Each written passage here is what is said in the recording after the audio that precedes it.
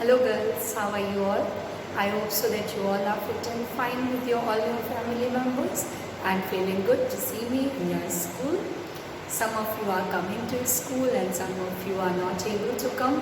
But बिल्कुल भी आपको निराश और परेशान होने की ज़रूरत नहीं है जो भी बच्चे स्कूल नहीं आ पा रहे हैं, क्योंकि हम समझ सकते हैं कि परेशानियां हैं, हम सबके लिए हैं और इन परेशानियों से कोप अप करके आगे बढ़ना ही ज़िंदगी का मूल मंत्र है। क्योंकि कभी ना कभी कुछ ना कुछ ऑब्स्टिकल्स लाइफ में आते ही हैं, लेकिन उनसे जो व्यक्ति हंस के, बहादुरी से, हिम्मत से उनको पार पाता है वही सफलता प्राप्त करता है और अपनी मंजिल तक पहुंचता है।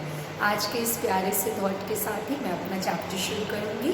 जैसा कि आप जानते हैं हम लोग अभिनव मनुष्य पढ़ रहे हैं रामधारी सिंह दिनकर जी का, और इसके हम लास्ट के 4 पैराग्राफ्स अब बचे हुए हैं। इसके पहले के सारे पैराग्राफ्स मैंने आपको कम्प्लीटली बता दिए हैं और उनको आराम से धीरे धीरे भी पढ़ा दिया है ताकि आप उसके नोट्स जो है वो खुद बना सकें। आई होप सो कि आपको उसमें कोई भी परेशानी नहीं हुई होगी, क्योंकि बच्चों ने उसमें बोला है कि सब समझ में आया है मुझे, और जिन बच्चों को भी प्रॉब्लम थी उन्होंने कमेंट सेक्शन में पूछा भी है।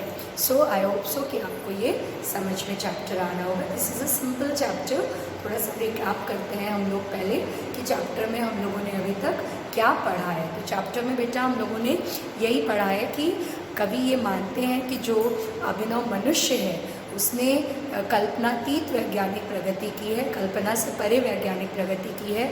उसने प्रकृति के सब रहस्यों को जान लिया है, पहचान लिया है, और इसके पहले लेकिन वो जो पहले के महापुरुष हो चुके हैं, जो पहले के महापुरुष हो चुके हैं उनको वो बहुत मानता भी है मन से और श्रद्धा से उनको प्रणाम भी करता है, लेकिन केवल वाचिक ही उसका प्रणाम है। उसकी श्रद्धा जो है वो केवल वाचिक है।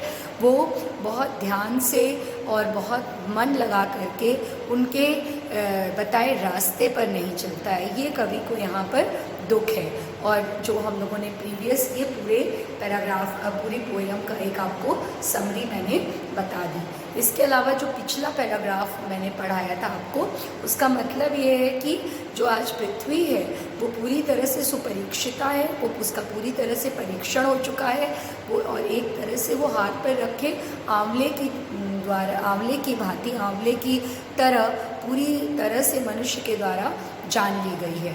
आज पृथ्वी जो है वो उसके लिए छोटी पड़ गई है और वो अन्य ग्रहों की ओर बढ़ रहा है और अपनी चीज़ों को, अपनी बातों को, अपनी वैज्ञानिक सोच को और आगे बढ़ा रहा है। लेकिन बात क्या है कि इतना करने के बाद भी मनुष्य को बिल्कुल भी विश्राम लेने की आदत नहीं है और वो आगे निरंतर बढ़ता जा रहा है। निरंतर वो वैज्ञानिक प्रगति, औद्योगिक प्रगति, औद्योगिक क्रांति जब से आई तब से लेकर के आज तक वो निरंतर आगे बढ़ रहा है जो व्यक्ति है, और वो ये भी चाह रहा है कि और अधिक कोई रहस्य पृथ्वी के बारे में जान लिया जाए, और उसको इतने पर भी संतोष नहीं मिल रहा है और उसको जीतने की एक आदत सी पड़ गई है।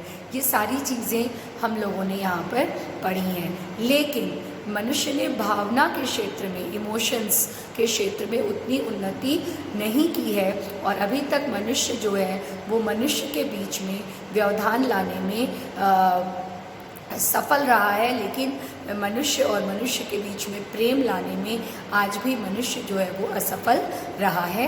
यही हम आगे के पैराग्राफ्स में अब पढ़ेंगे। तो हम लोग आगे क्या पढ़ेंगे कि वो कह रहे हैं कि ये थोड़ा सा इसकी शुरुआत मैंने लास्ट के पैराग्राफ में ही आपकी कर दी थी कि मनुष्य ये सोच रहा है कि वो वैज्ञानिक प्रगति तो कर रहा है, लेकिन भावनात्मक और आध्यात्मिक प्रगति के क्षेत्र में वो निरंतर असफल हो रहा है, फेल हो रहा है वो लाइफ के इस फील्ड में।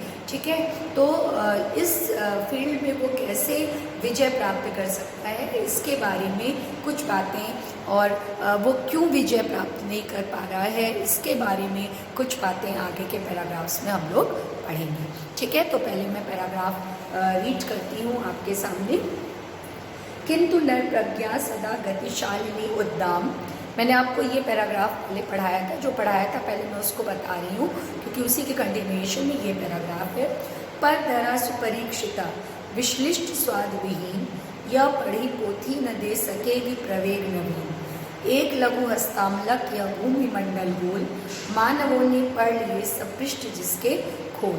ये पैराग्राफ जो है, पर धरा सुपरीक्षिता विश्लिष्ट स्वाद विहीन, यह पढ़ी पोथी न दे सकती प्रवेग नवीन।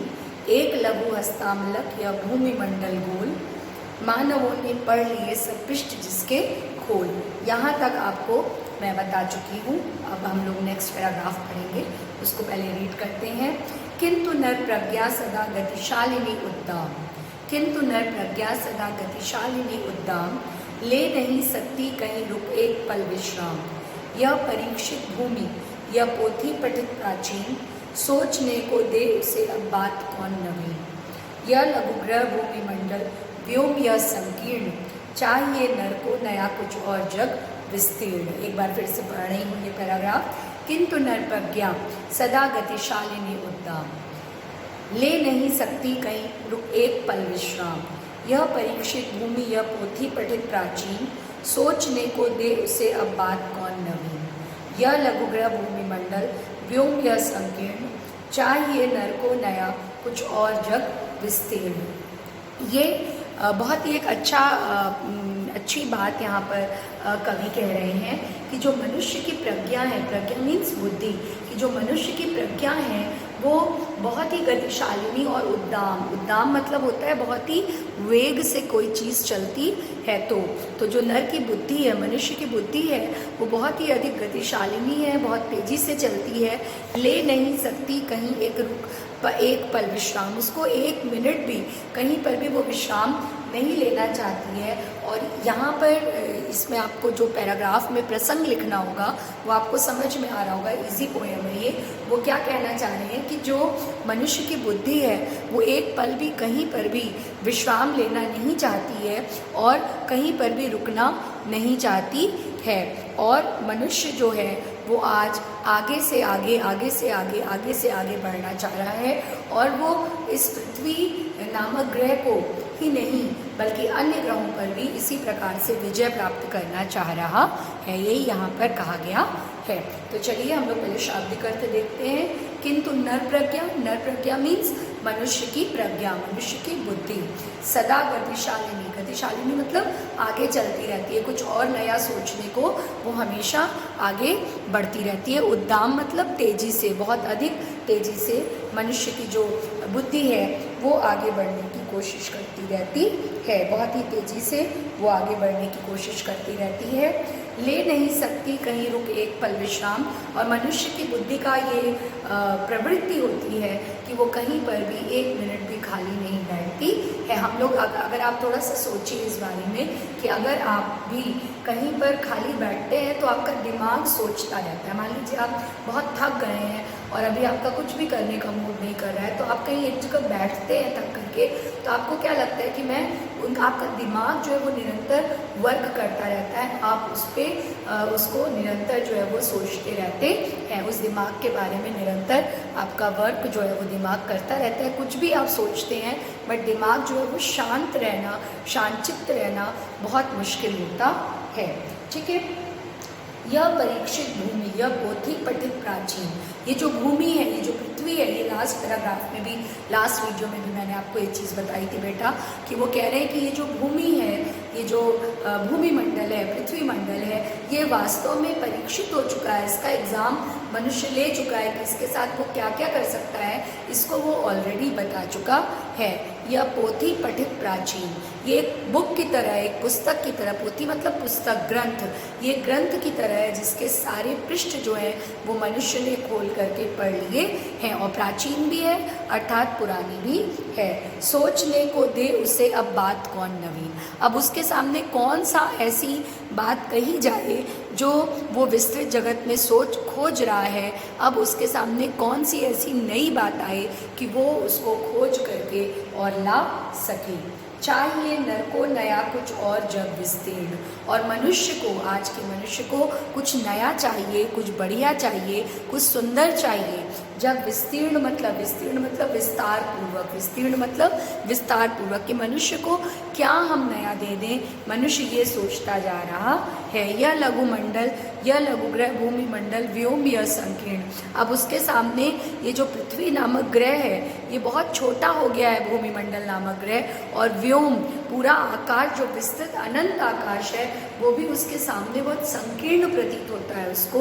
अब उसे नहीं समझ में आता है कि इसके आगे वो कौन सा काम जो है वो करे। चाहिए नर को नया कुछ और जग विस्तीर्ण। अब ऐसा कुछ चाहिए, कुछ नया उसको चाहिए जो पूरे संसार को और भी विस्तार पूर्वक उसे समझा सके। तो आपको समझ में शाब्दिक अर्थ आ गया होगा। एक बार मैं इसको फिर से आपको बता दे रही हूँ ताकि आप इसको लिख सकें। तो आप लिखेंगे कि ये पृथ्वी जो है, किंतु नर प्रज्ञा सदा गतिशालिनी उद्दाम, कि मनुष्य के लिए ये पृथ्वी जो है अब पुस्तक जैसी, पढ़ी हुई पुस्तक के लिए, पुस्तक के समान। आप लिखेंगे कि कवि कहता है, इस तरह आप लिखेंगे कि कवि कहता है कि आज यह पृथ्वी उसके लिए पढ़ी हुई पुस्तक के समान बेस्वाद हो गई है, पुरानी हो गई है और उसे कुछ नया रस अब नहीं दे पा रही है। आज ये पृथ्वी मनुष्य के लिए पढ़ी हुई पुस्तक के समान बेस्वाद हो गई है और उसे कुछ नया रस नहीं दे पा रही है। अब ये जो भूमि मंडल है, थोड़ा सा आप इसमें पहले वाला पैराग्राफ का एक लाइन डालेंगे, जो हस्तामलक वाला एक लाइन इसमें डालेंगे ताकि पता चले एग्जामिनर को कि आपको चीज़ें समझ में आ रही हैं और आप केवल टू द पॉइंट रट करके अर्थ नहीं लिख रहे हैं। तो आप बताएंगे कि ये जो भूमंडल है आज वो उसके लिए ऐसा हो गया है जैसे कि हाथ पर रखा हुआ आंवला हो। सॉरी, आज भूमिमंडल उसके लिए कैसा हो गया है? ऐसा हो गया है जैसा कि हाथ पर रखा हुआ आंवला हो। आज उसे इस पृथ्वी के बारे में, इस भूमंडल के बारे में सब कुछ पता है और उसके लिए यह पृथ्वी ऐसी पोथी है जिसका प्रत्येक पृष्ठ जो है वो पढ़ा जा चुका है। आज यह पृथ्वी उसके लिए ऐसी पोथी है जिसका प्रत्येक पृष्ठ जो है वो पढ़ा जा चुका है। मनुष्य की प्रज्ञा, मनुष्य की बुद्धि उद्दाम है, तेज है, जिसे एक क्षण के लिए भी, मनुष्य की प्रज्ञा या मनुष्य की बुद्धि उद्दाम है, तेज है, जिसे एक क्षण के लिए भी विश्राम अच्छा नहीं लगता, आराम जो है वो अच्छा नहीं लगता, जिसे एक पल के लिए भी विश्राम अच्छा नहीं लगता। भले ही ये पृथ्वी, इसके आगे आप लिखेंगे, भले ही यह पृथ्वी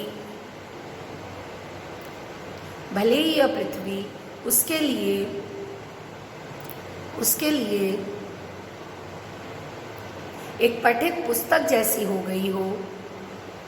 किंतु लगा लीजिएगा बीच में, किंतु, क्योंकि किंतु से आपका अर्थ शुरू हुआ है बेटा, इसलिए आप बीच में किंतु लगाएंगे कि किंतु भले ही यह पृथ्वी उसके लिए एक पठित पुस्तक जैसी हो गई हो, एक पठित पुस्तक जैसी हो गई हो, किंतु अभी भी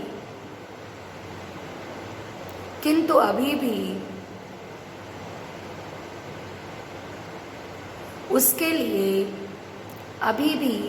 लिए अन्य ग्रह रहस्य बने हुए हैं, अन्य ग्रह रहस्य बने हुए हैं। और यही कारण है कि अब मनुष्य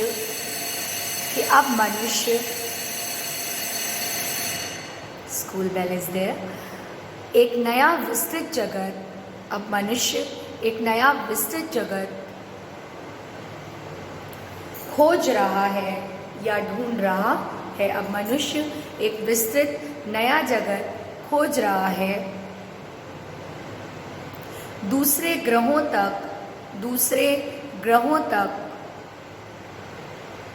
उसकी पहुंच हो रही है, वह पहुंच रहा है, दूसरे ग्रहों तक उसकी पहुंच हो रही है, वह पहुंच रहा है।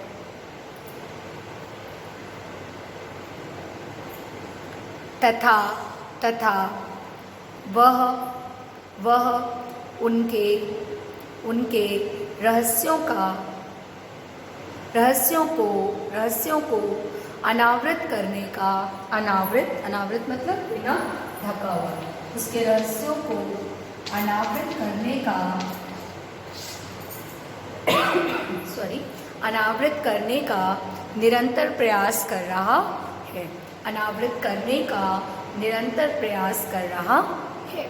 ठीक है, तो ये आपका ये पैराग्राफ हुआ, एक पैराग्राफ।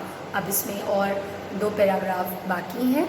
इसका पहले आप वो लिखेंगे काव्य सौंदर्य। तो काव्य सौंदर्य लिखिए कि इसमें आप एक चीज़ और भी जोड़ सकते हैं कि जब ये पोयम लिखी गई थी तब मनुष्य अन्य ग्रहों की खोज कर रहा था, लेकिन अब मनुष्य, आज आपको पता है कि मनुष्य ने मंगल ग्रह तक का भी परिचय प्राप्त कर लिया है। जो लास्ट के ईयर्स में आपको मंगल ग्रह से संबंधित जो भी उन्नतिशील तथ्य आपको ज्ञात हैं, आपको न्यूज़ में पता है, उनको भी आप इसमें जोड़ सकते हैं कि आज मनुष्य ने अन्य ग्रहों पर भी जा कर के और तरक्की प्राप्त कर ली है। वो चांद पर पहुंच चुका है, चांद तो खैर उपग्रह है, वहाँ पर पहुंच चुका है, और अन्य ग्रहों के बारे में भी खोज जो है वो मनुष्य निरंतर कर रहा है। तो इस तरह से आप अपने व्याख्या को और सुदृढ़ और सुंदर बना सकते हैं। उसके बाद काव्य सौंदर्य आप लिखेंगे। तो आप लिखिए इसमें काव्य सौंदर्य कि वर्तमान वैज्ञानिक प्रगति की ओर इंगित किया गया है, इशारा किया गया है, या इंगित, मैंने वर्ड लिख दिया, इंगित किया गया है।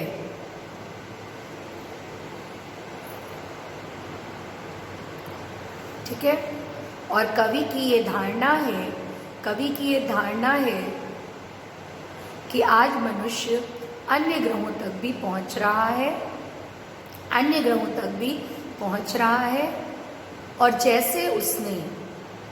और जैसे उसने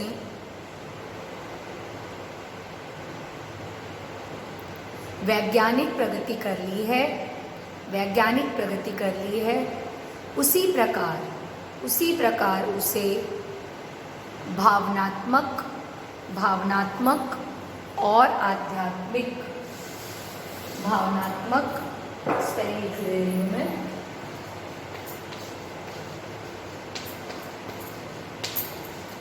भावनात्मक और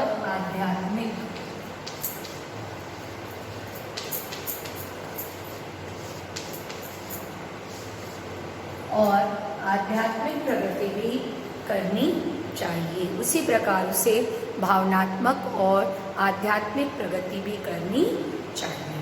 ठीक है, समझ में आ गया? तो इस पैराग्राफ को आप पूरा लिखेंगे। कई बार ये पैराग्राफ पूछा जाता है, बोर्ड की दृष्टि से बहुत इम्पॉर्टेंट है, और इस पैराग्राफ को आप पूरा अच्छे से इसके नोट्स बेटा ज़रूर से तैयार करिए, और फिर हम लोग नेक्स्ट पैराग्राफ की ओर बढ़ते हैं। ठीक है, थैंक यू।